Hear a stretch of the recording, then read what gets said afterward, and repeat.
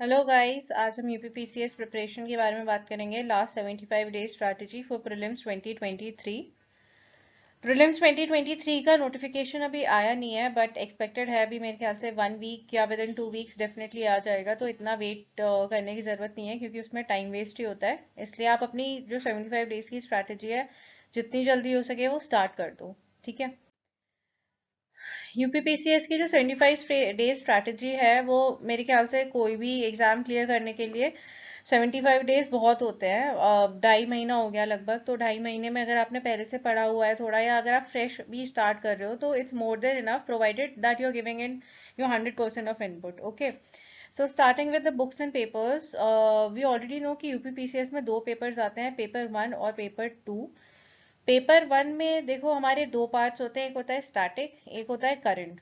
Static में हमें पता है हमारे 6 सब्जेक्ट्स होते हैं: polity, history, geography, environment and biodiversity, science and tech, और इकोनॉमिक्स। ठीक है, ये हमारे जो होते हैं, ये छह स्टैटिक्स के सब्जेक्ट होते हैं। ठीक है, ये तो हमें आते ही आते हैं। और इसके अलावा जो होता है हमारा करंट, उसकी बात हम बाद में करेंगे।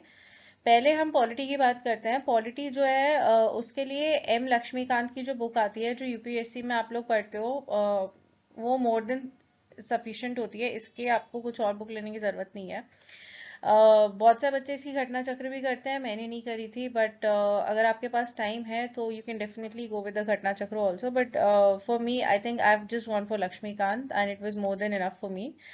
सेकेंड हमारा हिस्ट्री है। हिस्ट्री, अभी जितने भी 5 सब्जेक्ट है ना, इनकी घटना चक्र आपको करनी ही चाहिए। That what I would suggest. History की अगर हम बात करें, तो हिस्ट्री में एंशियंट, मिडीवल और मॉडर्न, इन तीनों की ही जो वो है, घटना चक्र में काफ़ी मोटी है इसकी, और तीनों ही अच्छे से एक्सप्लेन किए हुए हैं और डिवाइडेड हैं। एंशियंट में ही थोड़ा सा कल्चर का भी पार्ट है, तो वो कल्चर भी इसमें कवर हो जाता है। तो इसके अलावा देखो, हिस्ट्री जो है ना, हिस्ट्री बड़ा अनप्रडिक्टेबल सा हो गया यूपीएससी और यूपीपीसीएस दोनों में ही। हिस्ट्री, यूपीएससी में भी क्वेश्चंस काफ़ी अलग ही आते हैं कई बार, कि नहीं आपको आइडिया होता है, और वो आपको किसी बुक या सोर्स में मिल भी नहीं सकता। तो इसमें आप एलिमिनेशन टेक्निक का यूपीएससी में तो यूज़ कर सकते हो। यूपीपीसीएस में भी अगर आपको एक या दो ऑप्शन पता हो ना, तो भी आप यूज़ कर सकते हो। इसलिए आपको थोड़ा जो बेसिक मैटर होता है वो पता होना ही चाहिए। ठीक है। अब जैसे पिछले साल औरंगजेब पे कई क्वेश्चंस आए थे यूपीपीसीएस में, तो औरंगजेब के बैटल्स के बारे में आए थे, और मतलब काफी क्वेश्चंस थे औरंगजेब के ऊपर। मेरे ख्याल से दो या तीन तो थे ही। तो उसमें आपको थोड़ा सा भी पता पता होता है ना कि जो बैटल्स थे वो कौन से ईयर में किसके साथ कब हुए थे, तो आप उसको एलिमिनेट करके ऑप्शंस को ए बी सी डी को अरेंज भी कर लेते हो। ठीक है, तो वो सब चीज़ें आपको इसमें घटना चक्र में बहुत आसानी से मिल जाएंगी, उसकी कोई टेंशन नहीं है। आप हिस्ट्री के लिए घटना चक्र करो। मुझे नहीं लगता है इसमें कुछ और करने की ज़रूरत होगी। ठीक है, geography, environment and biodiversity, science and tech, economics. ठीक है, अब ये जो 4 सब्जेक्ट्स हैं, इसमें कोई ऐसा डिवीजन नहीं है बुक में। लेकिन ज्योग्राफी के जो क्वेश्चंस हैं, अगर आपने प्रीवियस ईयर्स के थोड़े भी देखे होंगे, तो मोस्टली 90% वो घटना चक्र में से ही आते हैं। चाहे वो हिल्स हो, चाहे वो ट्राइब्स हो, चाहे वो मिनरल्स हो, चाहे रेनफॉल पैटर्न हो, कुछ भी हो, इंडिया की ज्योग्राफी हो, फिजिकल ज्योग्राफी हो, वो मोस्टली घटना चक्र में से ही आएगा आपका क्वेश्चन। मीथेन के ऊपर क्वेश्चन आया था पिछली बार, और कई क्वेश्चंस होते हैं वो सारे रिपीटेड ही होते हैं, और वो घटना चक्र में से आप बहुत आसानी से कर लोगे। तो इसमें कुछ और करने की जरूरत नहीं है। सेम इन्वायरमेंट एंड बायोडाइवर्सिटी का है, इसमें भी आपका एक्ट्स आ जाएंगे। ठीक है, एनिमल्स आ जाएंगे, और नेशनल पार्क्स आ जाएंगे, टाइगर रिजर्व्स आ जाएंगे, बहुत सारी चीज़ें आ जाएंगी। तो उसमें भी घटना चक्र इज मोर देन सफिशिएंट, उसमें भी कुछ करने की ज़रूरत नहीं है। इसमें क्या है ना, कि इन्वायरमेंट में थोड़ा सा अपडेटेड भी रहना चाहिए, कि कौन से स्टेट का फॉरेस्ट एरिया बढ़ रहा है, कौन से स्टेट का नहीं बढ़ रहा है। एक इंडियन स्टेट फॉरेस्ट रिपोर्ट आती है, आईएसएफआर, तो वो पढ़ लो। उसमें थोड़ा सा पूरा पढ़ने की ज़रूरत नहीं है, थोड़ी जो बेसिक चीज़ें चेंज होती हैं वो देख लो। तो उसमें से भी इन्वायरमेंट का थोड़ा सा, आई गेस, करंट से भी रिलेटेड होता है ये। तो इन्वायरमेंट घटना चक्र सफिशिएंट है, नो डाउट, लेकिन थोड़ा सा इसमें करंट में भी इन्वायरमेंट देखते रहना। ठीक है, छोड़ना मत एकदम। फिर साइंस एंड टेक में भी घटना चक्र कर लो, और इसके साथ एक लूसेंट की बुक आती है, वो भी कर लो। ठीक है, उसमें पूरी करने की जरूरत नहीं है, क्योंकि थोड़ी मोटी बुक होती है वो, उसमें बहुत सारी चीजें होती है, इतना पूछते भी नहीं है। बट बायो का आई गेस पार्ट जो होता है वो काफी इंपॉर्टेंट होता है। तो bio, science and tech, Lucent में से और घटना चक्र में से, इन दोनों को कंबाइन कर लोगे तो सारे क्वेश्चन सॉल्व हो जाएंगे। और साइंस एंड टेक का क्या होता है ना, कई बार बड़े मतलब ऐसे भी क्वेश्चंस पूछ लेते हैं जो बहुत ही बेसिक होते हैं लेकिन आप गलत कर देते हो। जैसे कि कुछ भी पूछ लिया, ग्रेफाइट पूछ लिया, डायमंड पूछ लिया, या ये पूछ लिया कि मतलब बहुत ही बेसिक क्वेश्चंस, वो भी आप अगर नहीं पढ़ के जाते हो तो गलत हो जाते हैं। ठीक है, तो घटना चक्र सफिशिएंट है, और इसीलिए लूसेंट की बायो थोड़ी सी देख लेना।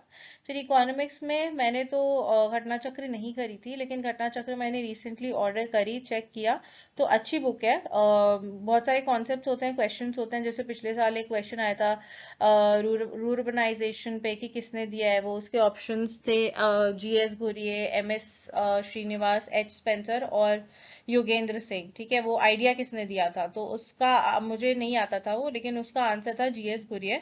तो ये चीज आपको घटना चक्र वगैरह में मिल जाएगी, तो ये कर लेना। ठीक है, क्योंकि एक एक क्वेश्चन भी बहुत इंपॉर्टेंट हो जाता है उसमें। अह, अब हम करंट की बात करते हैं। देखो, स्टैटिक में इससे ज़्यादा कुछ करने की ज़रूरत नहीं है। आप बहुत सारी बुक्स होती हैं, इधर उधर भागोगे, कंफ्यूज होगे। मैं बता रही हूँ, इससे ज़्यादा करने की कोई ज़रूरत नहीं है। आप इतना कर लो, 100% कर लो इसको अच्छी तरीके से, तो आपका प्रीलिम्स गारंटीड निकल जाएगा और स्टैटिक क्वेश्चन गलत नहीं होंगे। ठीक है। करंट में एक दृष्टि की बुक आती है, अभी इसकी शायद 2023 वाला वर्जन भी रिलीज हो गया है, आप चेक कर लेना। तो वो कर लो, उससे ज़्यादा करंट अफेयर्स पूरे साल के उसमें मिल जाएंगे आपको, रिपोर्ट्स, इंडिसेस, जितने भी करंट चीज़ें हैं इनॉग्रेट हुई हैं, या स्पोर्ट्स से करंट अफेयर्स हो गए, कुछ भी A to Z जितनी भी चीज़ें, अवार्ड्स हो गए, वो सब कुछ आपको इसमें मिल जाएगा, और कहीं कुछ देखने की ज़रूरत नहीं है। 5-6 अगर आपने बुक्स रख ली तो डेफिनेटली कंफ्यूज हो जाओगे। एक बुक ढंग से कर लो, वो दृष्टि, उसके अलावा करने की कोई भी ज़रूरत नहीं है। ठीक है। प्रीवियस ईयर्स पेपर्स की बात करते हैं, तो प्रीवियस ईयर्स के 5 साल के पेपर्स आप देख लो सॉल्व। अगर आपके पास पुरानी घटना चक्र है तो उठा लो 4-5 साल के डाउनलोड करके, उनको अलग अलग कर लो, हिस्ट्री के, पॉलिटी के, साइंस एंड टेक के, और देख लो कि आप कहाँ पे ज़्यादा गलती कर रहे हो, डिफ्रेंशिएट करके आइडेंटिफाई करो अपना वीक सब्जेक्ट और उस पर थोड़ा ज़्यादा ध्यान दो। ठीक है, और 150 क्वेश्चन होते हैं, तो मतलब अवॉइड करो कि आप बहुत ज्यादा मार्किंग कर रहे हो, क्योंकि उसमें क्या होता है कि अगर आपने 100 किए जो सही थे, और अगर आपने 30 गलत कर दिए, तो फिर नेगेटिव मार्किंग की वजह से आपका सिलेक्शन रुक जाता है। तो वही है, आप अपना वीक सब्जेक्ट आइडेंटिफाई कर लो और उसके क्वेश्चन कम से कम गलत करो। ठीक है, बस इतना ही है इसमें, पेपर 1 में तो इतना ही है। इतना कर लोगे तो आपका प्रीलिम्स निकल जाएगा। और जनरली जिन बच्चों का क्लियर होता है, जो भी डीएसपी एसपी बनते हैं, एसडीएम या डीएसपी बनते हैं, आप पूछ लेना उनसे, या जिनका भी सिलेक्शन होता है, इसमें मोस्टली सब इतना ही करते होंगे, इससे ज़्यादा नहीं कोई करता है। क्योंकि यूपी का ना बड़ा एक जो पेपर आता है वो थोड़ा बड़ा वैसा होता है, टू द पॉइंट होता है उसमें। डेफिनेटली आप इतना कर लोगे तो आपका वो क्लियर हो जाएगा, क्योंकि उसमें एलिमिनेशन टेक्निक भी काम नहीं करती है, क्योंकि ऑप्शंस उस तरीके से लोग फ्रेम नहीं करते हैं। ठीक है, तो ये मोर देन इनफ है। ठीक है, नेक्स्ट है हमारा पेपर 2। पेपर 2 में बच्चे बहुत गलती कर देते हैं कि तैयारी नहीं करके जाते हैं पेपर 2 की। हालांकि इसमें 66 मार्क्स ही होते हैं पासिंग, बट अगर आप पढ़ के नहीं जाते तो वो भी नहीं आते हैं। ठीक है, मैंने बहुत सारे बच्चों का देखा है जिनका पेपर 2 की वजह से पेपर 1 रुक जाता है, तो ये गलती मत करना। पेपर 2 पढ़ के जाना है। उसके पढ़ने का बेस्ट तरीका है कि आप प्रीवियस ईयर्स पेपर देख लो, प्रीवियस ईयर्स में क्या क्वेश्चन आए हैं, ये बड़े इंपॉर्टेंट होते हैं। ठीक है, तो ये देख लो, ये मोर देन सफिशिएंट होते हैं। इसमें आपका English, communication skills, maths, Hindi आता है। इंग्लिश में आपके वही आएंगे, वर्ड मीनिंग्स टाइप आएंगे, एडवर्ब क्या है, प्रोनाउन क्या है, सेंटेंस कंप्लीशन, और ये सब चीज़ें होती हैं। कम्युनिकेशन स्किल्स जो होती है ना, वो मुझे थोड़ी सी कंफ्यूजिंग लगती हैं, तो ये एक बार पढ़ लेना कि अपवर्ड कम्युनिकेशन, डाउनवर्ड कम्युनिकेशन, और मैसेंजर, रिसीवर, बहुत सारी चीज़ें होती हैं, तो वो पढ़ लेना। इसके बहुत सारे क्वेश्चंस आते हैं आजकल, कम से कम 10-15 क्वेश्चन कम्युनिकेशन स्किल्स पे ही आते हैं, तो ये मुझे बड़ा डर लगता था पहले से, बट डरने वाली चीज़ नहीं है, एक बार नेट पे आप पढ़ लो तो ये क्लियर हो जाता है। ठीक है, फिर मैथ्स भी थोड़ी प्रैक्टिस करके जाना। मैथ्स का स्पेसिफिकली इसमें आती है, ये क्या कहते हैं, प्रोबेबिलिटी आ जाती है, थोड़ी सी क्यूब्स के क्वेश्चंस आ जाते हैं, और स्टैटिस्टिक्स आ जाती है, पॉलिनोमियल आ जाता है। तो ये सब चीज़ें इसमें आ जाती, मतलब इसके इनके कुछ फेवरेट टॉपिक्स हैं वही मैथ्स के, उसमें से ज़्यादा पूछते हैं, तो वो बहुत मुश्किल नहीं होती मैथ्स, लेकिन पता होने चाहिए। ठीक है, जैसे मीन, मीडियन, मोड, उनके फॉर्मुलेस बेस्ड क्वेश्चन आ जाएंगे 2-3, पॉलिनोमियल पे आ जाएगा कोई इक्वेशन दे दी आपको, तो वो पता होना चाहिए। सेट थ्योरी बहुत बार पूछ लेते हैं ये लोग, तो मैथ्स में ये आता है। ठीक है, फिर हिंदी में तो आपकी विलोम शब्द आ जाते हैं, कभी कभी पर्यायवाची तो कम पूछते हैं, विलोम ज्यादा पूछ लेते हैं। फिर समास समास तो शायद नहीं आता है इसमें, अनुच्छेद आ जाता है, अनसीन पैसेज, ठीक है। हिंदी भी बड़ी मतलब इसकी डिफिकल्ट लगती है मुझे, मेरे को हिंदी हमेशा से ही थोड़ी सी डिफिकल्ट लगती थी। तो हिंदी की एक बुक आती है, वो कोई भी बुक ले लो, वैसे तो आपकी जो स्कूल वाली हैं उन्हीं को पढ़ लो तो आपकी बहुत आ जाएंगी, क्रिया हो जाएंगी इसमें। और तो ये सब चीजें होती हैं, ये आपको पता होनी चाहिए, ठीक है। हिंदी भी थोड़ी पढ़ के जाओ, क्योंकि हिंदी के क्वेश्चंस काफी आते हैं। तो वही मैं कह रही हूँ ना कि पेपर 2 इसका आसान नहीं होता है, पेपर 2 भी इसका डिफिकल्ट होता है। 66 मार्क्स लाना भी इसमें कई बार बड़ा एक टास्क हो जाता है। तो जरूर पढ़ के जाना, ठीक है, पेपर 2 छोड़ना मत उसको। तो इसमें अभी इतना ही है, ठीक है। अभी मैं आपको टाइम मैनेजमेंट बता देती हूँ इसके, आपको कैसे करना चाहिए।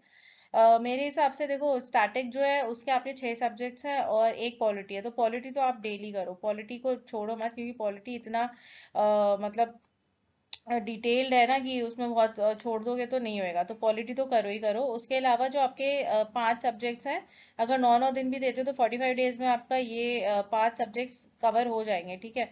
और बचते हैं आपके पास 30 डेज। 30 डेज में अगर आप फिर अपने 6 सब्जेक्ट्स डिवाइड कर लो, उसके साथ करंट अफेयर जरूर रिवाइज करते रहना। फॉर एग्जाम्पल आपका करंट अफेयर्स की बुक के डिवाइड कर लो, कुछ पार्ट्स की ये पार्ट डेली करना है, तो उस हिसाब से करते जाओ, ठीक है।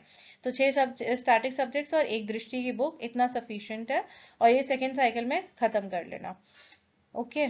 तो बस इतना ही है। अपने दिन का टाइम फिक्स कर लो, करंट अफेयर्स आप कब करोगे, पॉलिटी कब करोगे।